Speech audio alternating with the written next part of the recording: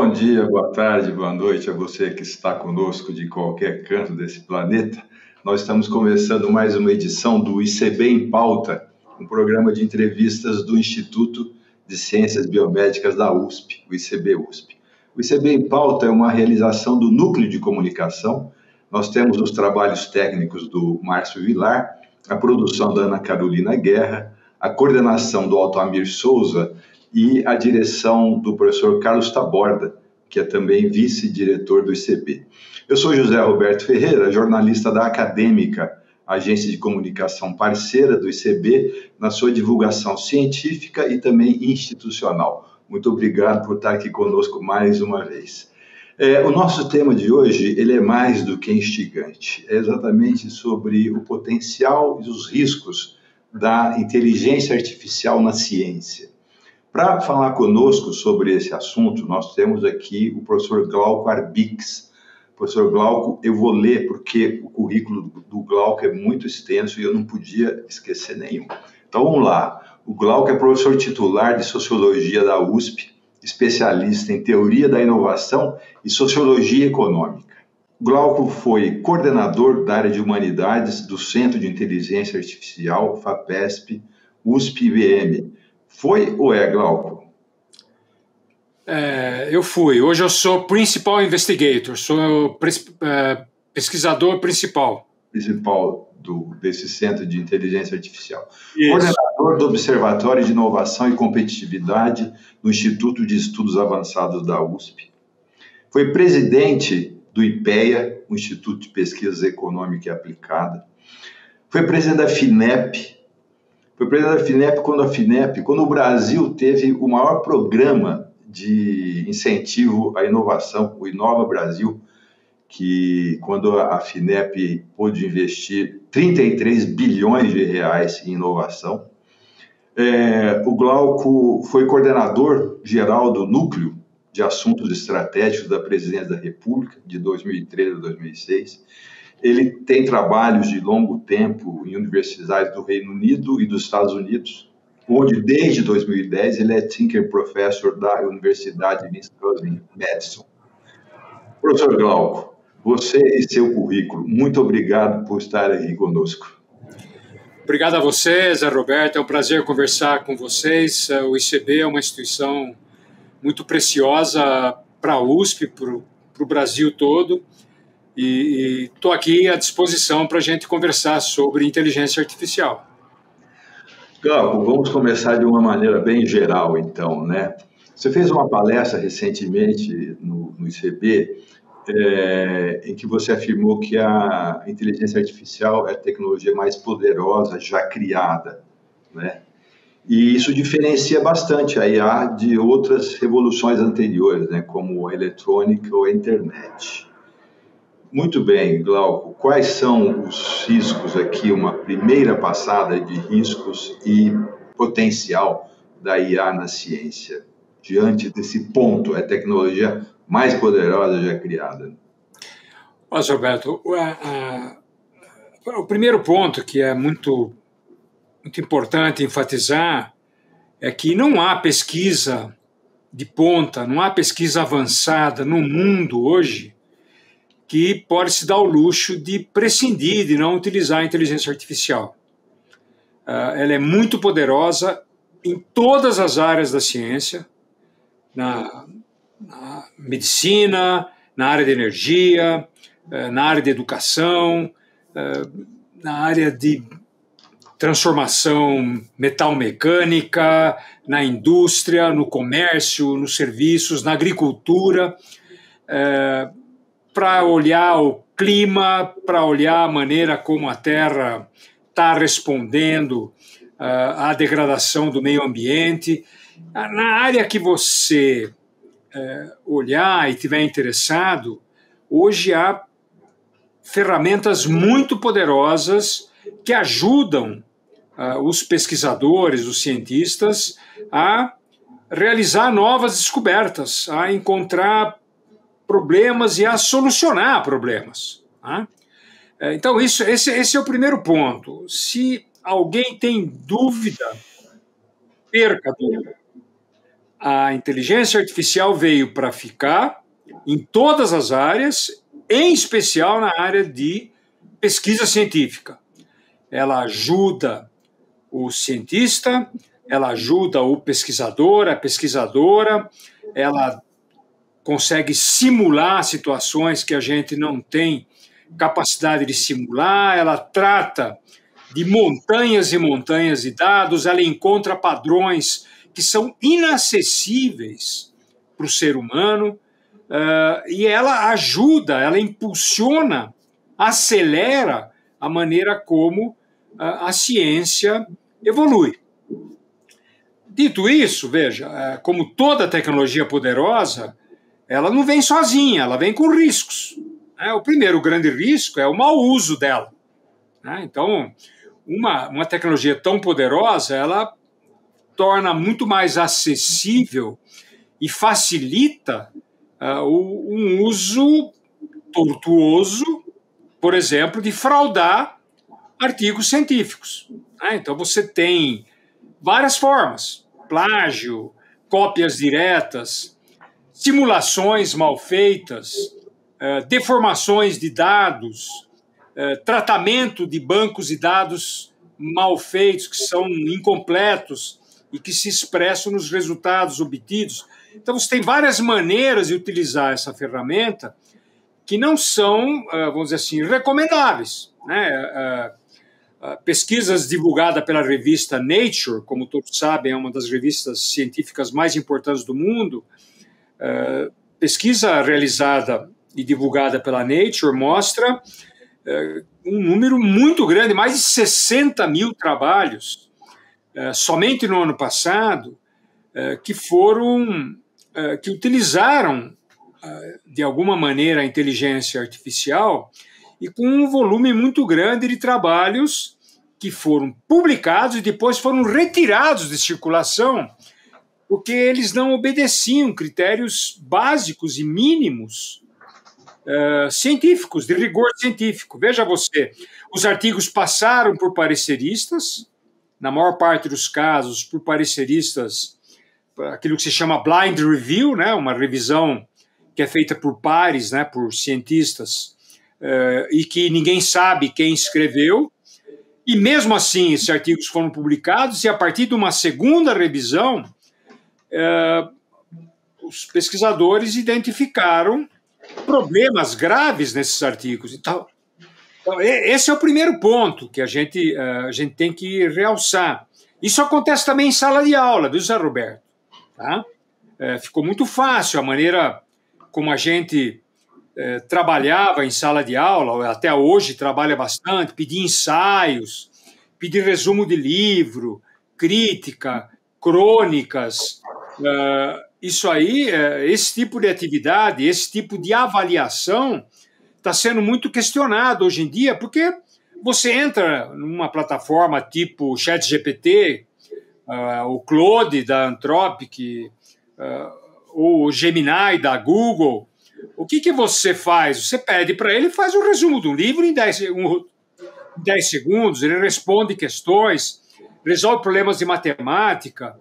Claro, pode fazer tudo isso com erro, pode fazer tudo isso com uma margem de invenção, aquilo que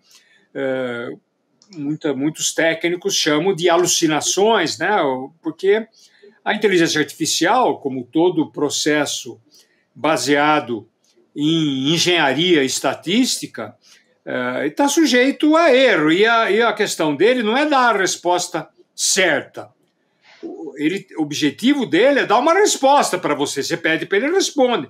Se ele não sabe, ele vai procurar aquilo que ele considera, o que o sistema considera mais razoável no universo de dados que ele tem. Só que aquilo que o sistema considera mais razoável pode ser uma invenção gigantesca.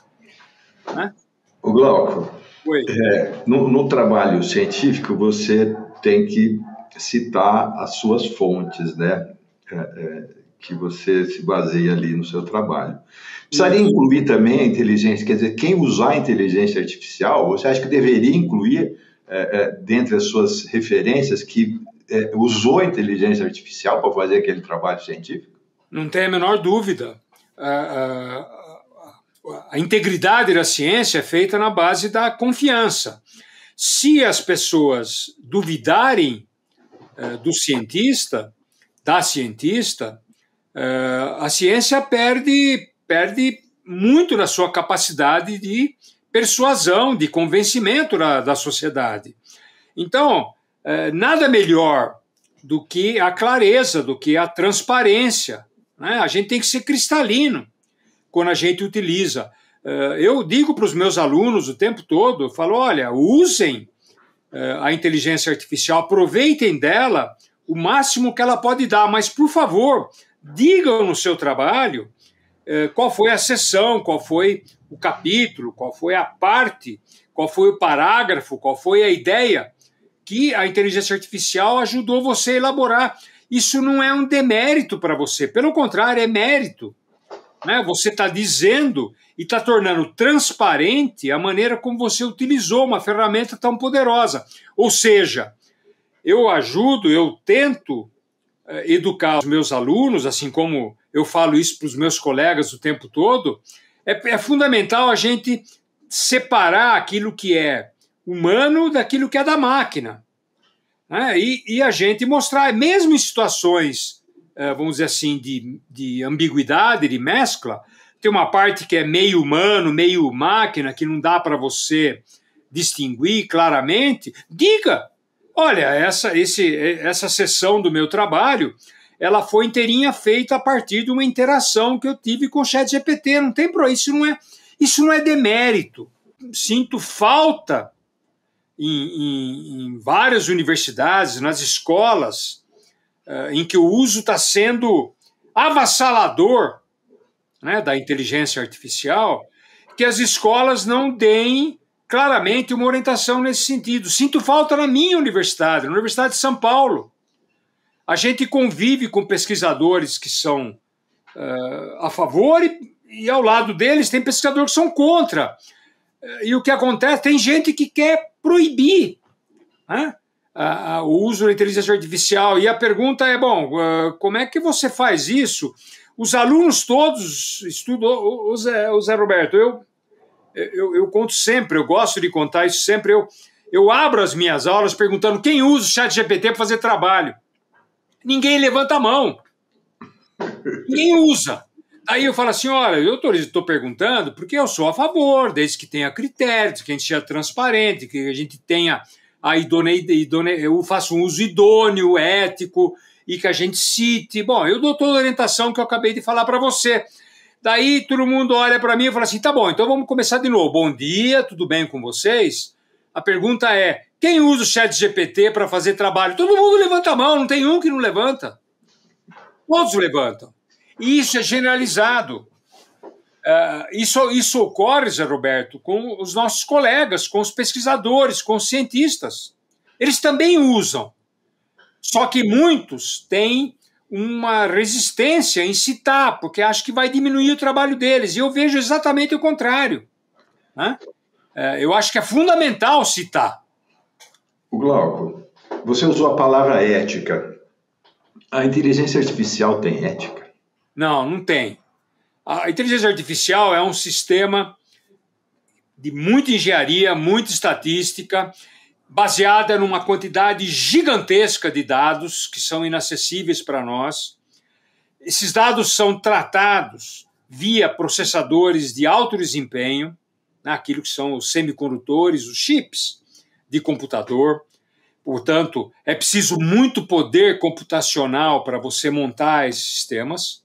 Não é à toa que você tem pouquíssimas empresas hoje no mundo que têm as suas plataformas. É um grupo muito pequeno, porque esse trabalho é intensivo em capital e em tecnologia e em gente altamente qualificada. Né? Basicamente, nos Estados Unidos e China, hoje, que lideram essa corrida pela inteligência artificial. E esses grandes modelos, eles estão à disposição da gente. Hoje, qualquer um entra aqui e acessa o ChatGPT, acessa o Claude, acessa o Perplexity, acessa o Gemini da Google, acessa vários, são várias plataformas que estão à nossa disposição. Sistemas como esse, eles não têm ética. Sistemas como esse não têm moral. Nós temos, né? Nós somos os humanos que têm. E muitas vezes a gente acha que eles têm ética ou moral porque eles trazem embutidos nos seus códigos a ética moral de quem fez, ou do pesquisador, da pesquisadora, ou do dono da plataforma, dos donos das orientações que ele acabou seguindo, que são oferecidas pelas empresas que empregam esses coders, né, esses programadores que fazem os algoritmos altamente sofisticados. Então, isso é fundamental entender. O Zé Roberto, eu tomo a liberdade de falar para você o seguinte: não ter claro que esses sistemas são sistemas baseados em engenharia e estatística avançada significa a gente tratar os chatbots como amigos ou amigas. Significa a gente conversar com eles como se eles fossem nossos companheiros ou companheiras. Significa a gente, muitas vezes, tratá-los como conselheiros ou conselheiras, né? Você sabe que tem hoje um boom, uma explosão de aplicativos de aconselhamento psicológico, né? É claro que esses aplicativos dizem, olha, se ficar grave, se for muito grave a sua situação, se você estiver muito deprimido, você tem que procurar um profissional. Só que, veja, o que as pesquisas estão mostrando no mundo todo, Zé Roberto, é que as pessoas mais vulneráveis, né, pessoas que estão vivendo situações de depressão, que estão mais frágeis, alguém que sofreu uma perda recente na família, alguém que teve uma desilusão grande, elas se tornam vítimas desses modelos, né? Tem casos, inclusive, que os modelos acabaram sugerindo para as pessoas matar pais, matar o pai, a mãe. Outros acabaram sugerindo que o suicídio seria uma forma razoável de resolver problemas. Claro, nada disso é muito claro, mas, veja, há processos enormes hoje nos Estados Unidos, na Europa, contra plataformas de aconselhamento, contra plataformas em que você vai lá e cria um amigo. Você cria uma amiga, você tenta imaginar isso num mundo como o nosso, né, de cidades gigantescas como São Paulo, como Bombaim, como a Cidade do México, são cidades de milhões e milhões de habitantes. A solidão faz parte do nosso cotidiano. Então você pega um jovem mais fragilizado, uma jovem, ou um idoso, né, que vive sozinho o tempo todo, o que ele faz? Ele vai numa plataforma dessa e cria um personagem. Eu crio nos meus cursos, Zé Roberto, eu crio um personagem e mostro para os meus alunos. A gente vai lá e fala assim, não, eu quero uma personagem mulher, homem, ou então de outro gênero. Eu quero um personagem com as características que sejam, sei lá, tem que ser afável, tem que ser educado, ou não, eu quero alguém agressivo, alguém... Você cria do jeito que você quiser, branco, preto, amarelo, vermelho, a cor que você quiser. E a partir desse momento, você passa a conversar com esse personagem. E como os modelos são treinados com os dados para obedecerem esse tipo de orientação, eles são afáveis. Eles tratam você com educação. E as pessoas muitas vezes acreditam e falam assim, pô, ele me trata como gente, aquilo que eu não encontro nos meus irmãos, aquilo que eu não encontro no meu pai, na minha mãe, que nunca me entende. O modelo me entende tudo. Claro, o modelo está simplesmente sendo o espelho dele. O modelo está fazendo aquilo que ele pediu, né? Então, a situação é muito delicada. Você perguntou sobre o nome do seu programa, era Potencial e Riscos. Esse é um dos grandes riscos, né? É você tratar os chatbots como amigos ou amigas. Lembre-se, vocês que estão nos ouvindo, o chatbot é um robô, é o nome dele, é chatbot. Bot é de robot, né?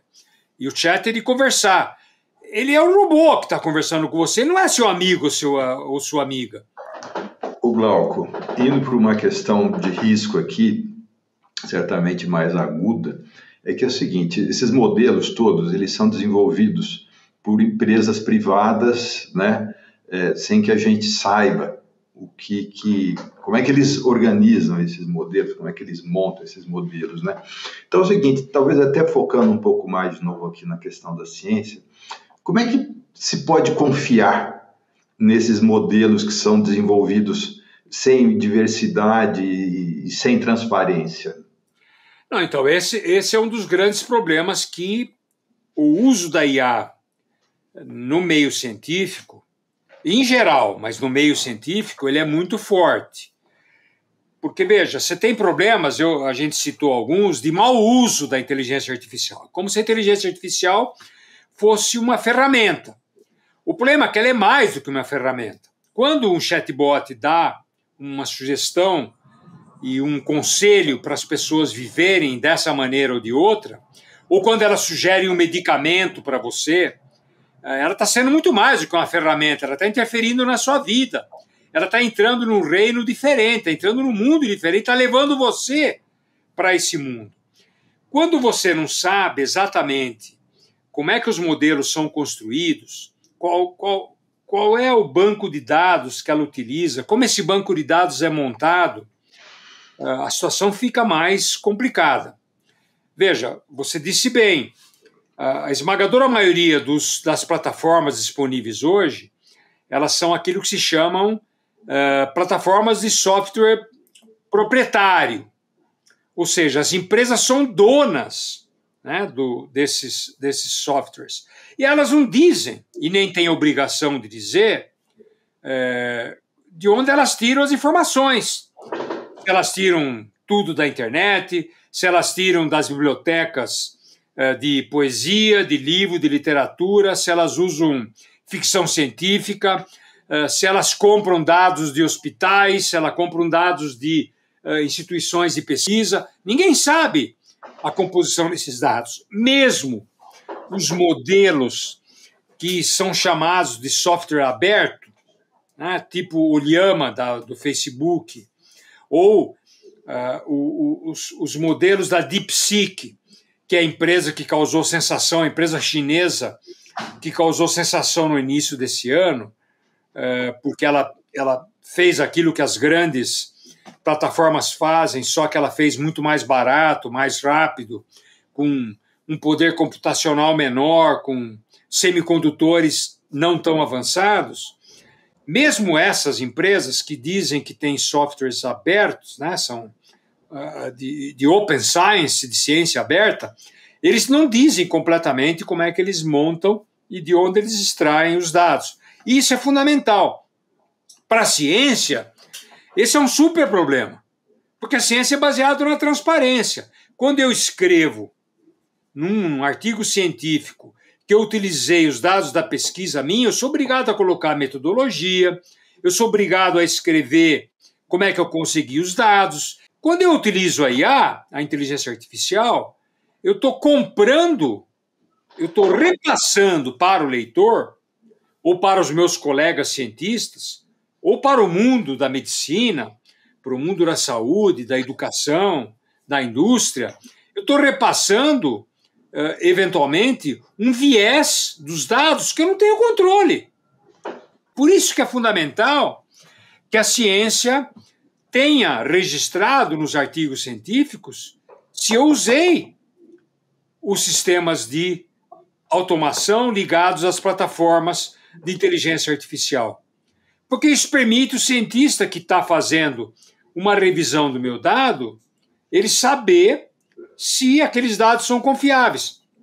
Veja, tem um sistema da ciência, o Zé Roberto, que é muito utilizado aí no ICB, que é o princípio da reprodutibilidade. Você pode reproduzir a minha experiência para saber se ele está certo. Então eu digo lá, olha, misturando o pó branco, eu estou usando uma linguagem vulgar, tá? Desculpe.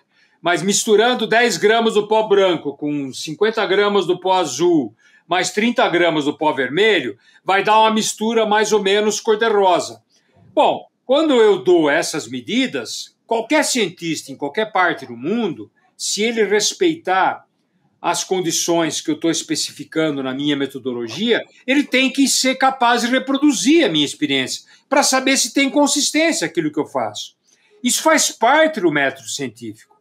Bom, quando eu não sei como é que esses dados são alcançados, isso gera uma dificuldade e um desafio muito grande, né, para você convencer as pessoas, convencer os pesquisadores, convencer os cientistas, a ciência em geral, que aquilo que você está conseguindo tem consistência, é coerente, tem rigor, são dados de integridade. Então, esse é um problema muito importante para a ciência. Por isso que é fundamental você ser transparente no seu uso, né? Você tem que respeitar a integridade científica. E esse é um desafio muito grande. Por isso que eu sempre procuro reforçar, use a IA, diga como você usou, onde usou, de que forma usou, e nunca use a IA para substituir você. Porque você tem que saber claramente que tudo aquilo que você está repassando nos seus artigos científicos, não adianta dizer que foi erro da IA. Você está sendo o avalista daquele artigo. Você é responsável por cada vírgula que você escreve naquele artigo. Não adianta dizer que é um sistema neutro, né, que você utilizou para chegar àquela conclusão. É fundamental você dizer isso. É fundamental você afirmar que você está usando as máquinas, os algoritmos, exatamente para chegar àquela conclusão, ou aquelas conclusões. Então, usem, mas usem com critério, né? Isso é fundamental. Sem isso, nós vamos colocar a ciência em risco, porque nós vamos estar suscitando a dúvida. Falar, aquele cara ele fez os cálculos pela IA, mas a gente não sabe se a IA alucinou na hora em que ele pediu os dados, a gente não sabe se ela inventou, a gente não sabe se ela teve viés. Bom, como é que eu sei? Esse é um problema grave. Veja, o Zé Roberto, isso aqui diz respeito à maneira como você pode fazer o mau uso das máquinas. Mas tem um problema que é também específico das máquinas. Os algoritmos que são utilizados na inteligência artificial geralmente são algoritmos chamados que são baseados em redes neurais. São algoritmos de machine learning, de aprendizagem de máquina, ou de deep learning, de aprendizagem profunda. Esses são nomes mais técnicos. E que tem uma base naquilo que se chamam redes neurais. Redes neurais é um sistema de você montar a maneira de tratar os dados, que lembra vagamente a maneira como os nossos cérebros funcionam, os nossos neurônios funcionam. Lembra vagamente porque são sistemas sintéticos, sistemas artificiais. Por isso que se chama inteligência artificial. Qual é o problema das redes neurais? O problema das redes neurais é que você tem articulações e conexões estatísticas e matemáticas que operam por similaridade, eles vão buscando essas conexões, mas não é uma conexão, são milhares, são milhões, são bilhões de conexões que ele faz para oferecer um resultado. Você mostra uma fotografia de um gato, ele faz ele decodifica aquela fotografia, transforma aquela fotografia em pixels, em números, certo? E, ao recompor, ele compara com um modelo que ele tinha de gato. É assim que ele funciona. De vez em quando ele erra, ele fala que um gato é uma raposa. Daí o que você faz? Como é um sistema de aprendizagem de máquina, você, em vez de refazer o programa, você insere mais fotografias de gato e de raposa, para ele aprender a diferenciar. E ele aprende.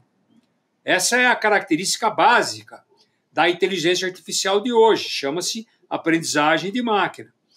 Mas veja, mesmo assim, como ele trata bilhões de conexões, ninguém tem controle sobre como que ele vai fazer as escolhas, como é que o sistema escolhe aquelas palavras para chegar àquelas conclusões. Isso chama-se um fenômeno da black box. É o fenômeno que tem o nome de caixa preta. Por quê? Porque nem o programador consegue refazer os caminhos que o sistema de inteligência artificial faz. Esse fenômeno está presente em todo sistema que se utilize de rede neural. Então, quando você trata, esse é um problema específico da tecnologia. Não é um problema do mau uso. Você pode fazer um bom uso e chegar a uma conclusão tortuosa, distorcida, enviesada. Por quê? Porque a máquina tem uma maneira de funcionar que não é transparente. E aí, meu filho, aí é diferente, porque quando você cobra a transparência do cientista ou da cientista, você pode esperar um retorno dele falando, não, eu daqui para frente vou ser transparente. A máquina não tem, porque o sistema de engenharia, de estatística, que estrutura essas plataformas, ele carrega em si, nele, essas deficiências. E é um problema que não tem solução, pelo menos até agora. O Glauco,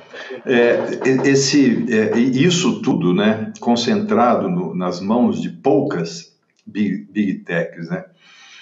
Então, você apontou aqui essa questão das pessoas criarem modelo de um amigo, né, dentro da inteligência artificial e as distorções que isso pode provocar do ponto de vista afetivo, comportamental, etc. Agora, vamos jogar isso para uma dimensão maior, que é as big techs vis-à-vis os estados nacionais, né? Vis-à-vis os governos, né? Essa concentração da IA em poucas empresas, isso pode representar um risco, por exemplo, à democracia? Tem a menor dúvida, Zé Roberto. Todo o processo de concentração econômico, ele não só eleva a desigualdade entre países, por exemplo, a inteligência artificial, hoje ela já ampliou a desigualdade entre países. Países que dominam a inteligência artificial, os que não dominam, já estão num nível completamente diferente. Seja do ponto de vista econômico, seja do ponto de vista militar, seja do ponto de vista cultural, seja do ponto de vista científico. Aquilo que eu estou falando com você hoje sobre o uso da inteligência artificial, nos Estados Unidos e na China, o uso é muito mais avançado do que nós temos aqui no Brasil. É de cara, já tem uma desigualdade entre países.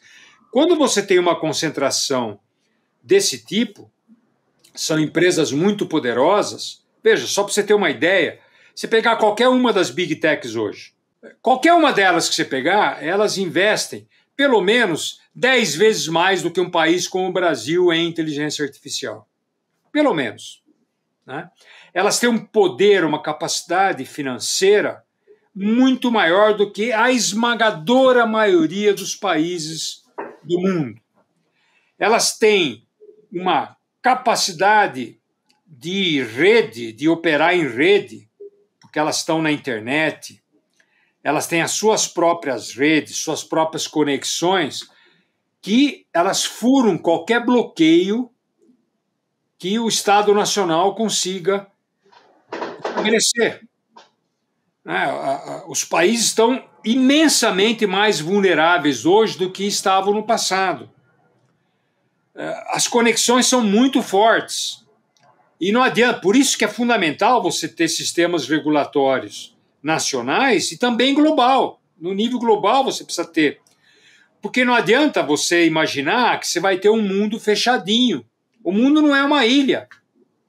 Por mais que o Trump hoje queira imaginar que o mundo é uma ilha. Ele fica pensando que o centro do mundo está lá nos Estados Unidos e que ele tem condições de fechar as suas fronteiras. Não tem. Os países estão muito vulneráveis. Então, essa concentração econômica, Zé Roberto, ela coloca uma segunda concentração, que é a concentração, é a possibilidade de você determinar comportamento. Você pode imaginar hoje que uma empresa como o Facebook, ela orienta via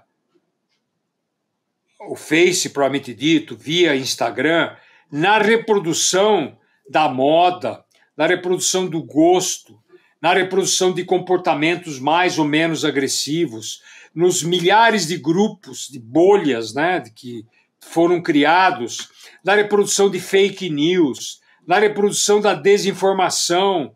Então, essa capacidade, esse poder que está concentrado na mão dessas empresas, que é muito superior ao poder que os Estados nacionais têm hoje sobre a sua própria sociedade, sobre a sua própria realidade, ele representa um risco muito grande à democracia, não tem a menor dúvida. É só olhar o que está acontecendo hoje. Né? Você tem um sistema judiciário brasileiro que está levando um determinado trabalho, tentando bloquear as fake news, tentando julgar governantes que o sistema judiciário considerou que atentaram contra a democracia, e você tem um Estado nacional, no caso dos Estados Unidos, dirigido por um presidente recém-empossado, que é o Donald Trump, que está colocando tarifas no Brasil que pouco tem a ver com a economia. São tarifas absolutamente ideológicas, principalmente porque o Brasil ele não é superavitário em relação aos Estados Unidos, pelo contrário, né? O Brasil é deficitário. Né? Os americanos vendem muito mais para nós do que nós compramos deles. Então, não há argumentação política, econômica razoável. O que há é uma argumentação política. Ele está pressionando o Brasil porque ele tem amizades aqui com quem está sendo julgado pelo Supremo e ele quer acabar com essa situação. E esse pato está sendo pago, esse mico está sendo pago pelo Brasil, que está vivendo uma situação em que ele elevou as tarifas de 50%. Claro, isso não tem diretamente a ver com os grandes conglomerados, né, que fazem parte da inteligência artificial, mas tem a ver, porque exatamente a desinformação ela circulou por essas grandes plataformas. A maneira como a democracia foi desvirtuada, em grande parte, se deve à maneira como as plataformas atuam. Então, essa concentração de poder na mão de poucos grupos, veja, poucos grupos que estão superando, estão acima de qualquer legislação antitruste, de qualquer legislação antimonopólio. Eles são um oligopólio, são pouquíssimas empresas. Existem regras para isso.